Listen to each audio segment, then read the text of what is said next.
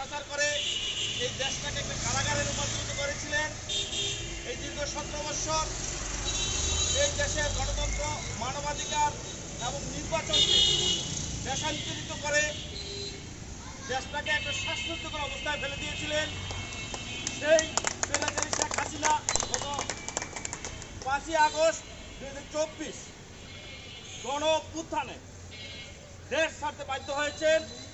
আজকে দেশের মানুষ একটা স্বস্তির নিঃশ্বাস নিচ্ছেন এবং এদেশের মানুষ স্বাধীনভাবে চলাফেরা করার একটা সুযোগ পেয়েছেন এবং দেশ একটা সুবাতাস এবং সুশাসনের একটা বাতাস বইছে। আজকে সেই স্বৈরাচারী শেখ হাসিনা ভারতে বসে এই দেশের বিরুদ্ধে ষড়যন্ত্রে লিপ্ত আছেন এবং এই দেশে কিভাবে নৈরাজ্য সৃষ্টি করা যায় পায়তারা করছেন।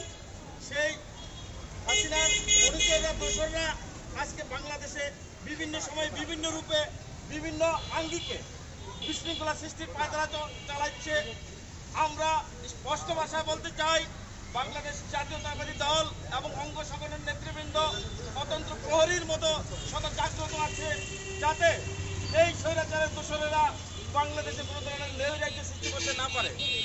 সংগ্রামী উপস্থিতি, আমি আপনাদেরকে বিনীতভাবে অনুরোধ করব যে সামনে একটা অবাধ, সুষ্ঠু এবং গণতান্ত্রিক নির্বাচনের পরিবেশ বিরাজ করছে এবং সুষ্ঠু একটা নির্বাচনের মাধ্যমে একটা গণতান্ত্রিক সরকার ক্ষমতায় অধিষ্ঠিত হবে। সেই লক্ষ্যে বাংলাদেশ জাতীয়তাবাদী দল, বাংলাদেশের সর্ববৃহৎ দল, সর্বজনপ্রিয় দল, সেই দল আগামীতে জনগণের ম্যান্ডেট নিয়ে যদি ক্ষমতায় আসতে পারে তাহলে এই দেশের উন্নয়ন এবং গণতন্ত্র মুক্তি পাবে। আমি আপনাদেরকে অনুরোধ করব, আমরা বাংলাদেশ জাতীয়তাবাদী দলের একজন কর্মী হিসাবে আমাদের সকলের দায়িত্ব আছে এই দেশকে রক্ষা করার। আমাদের ভারপ্রাপ্ত চেয়ারম্যান জনাব তারেক রহমান, যিনি আমাদেরকে যে দিক নির্দেশনা দিতেছেন, সেই দিক নির্দেশনা অনুসরণ করে আমরা জনগণের পাশে দাঁড়াবো, জনগণের মন জয় করব, সুখে দুঃখে তাদের বিপদে আপদে তাদের পাশে দাঁড়াবো।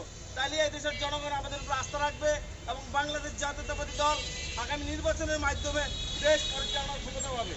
সেই লক্ষ্যে আমাদের কাজ করতে হবে। আমি আমার বক্তব্য দীর্ঘায়িত না করে আমি একটাই অনুরোধ করব, আমরা এমন কোনো কাজ করব না যে কাজের মাধ্যমে জনগণ কষ্ট পাবে, জনগণ বিরক্ত হবে। আমরা যাতে জনগণের পাশে দাঁড়িয়ে থাকি, জনগণ যাতে আমাদের কাজে সন্তুষ্ট থাকে, সেই প্রত্যাশা আমি করছি।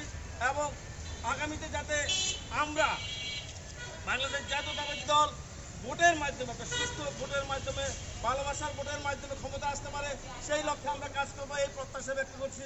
সবাইকে ধন্যবাদ। বাংলাদেশ জিন্দাবাদ, বাংলাদেশ জাতীয়তাবাদী দল জিন্দাবাদ। দেশ নেত্রী বেগম খালেদা জিয়া অমর হোক, শহীদ রাষ্ট্রপতি জিয়াউর রহমান অমর হোক, বা দেশ নেত্রী বেগম খালেদা জিয়া জিন্দাবাদ। তারেক রহমান বীরের বেশে আসবে ফিরে বাংলাদেশে, এই প্রত্যাশা রেখে আমি আমার বক্তব্য শেষ করছি। সবাইকে ধন্যবাদ। আসসালামু আলাইকুম।